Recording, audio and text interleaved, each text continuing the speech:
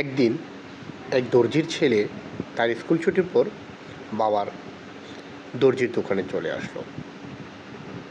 সে যেহেতু প্রথমবার বাবার দোকানে আসলো, খুব খুশিতে আহ্লাদে আটকানা হয়ে বসে বসে বাবার কাজ দেখতে লাগলো। সে লক্ষ্য করলো বাবা যখন কিছু কাটে তখন তার হাতের কাছিটি কাটার পরে পায়ের তলায় রাখে, এবং সে যখন কিছু সেলাই করার সেই সুইটি সবসময় তার মাথার উপর রাখে।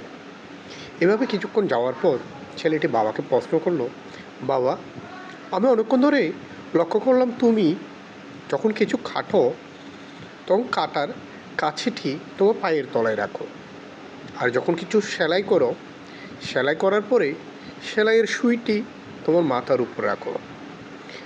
বাবা তখন সুন্দর একটি জবাব দিল ছেলেটিকে। বাবা বলল, দেখো বাবা, কেচি হলো কাটার জিনিস, তাই যখন কোনো কিছু কাটে বা যাকে দিয়ে কাটা যায় তাকে সবসময় পায়ের কাছেই রাখতে হয়। আর সুই হলো জোড়া লাগানোর জিনিস, যে জিনিস দিয়ে আমরা সম্পর্ক জোড়া লাগাই বা কোনো কিছুকে জোড়বন্ধনে আবদ্ধ করি, তাকে মাথায় রাখা উচিত।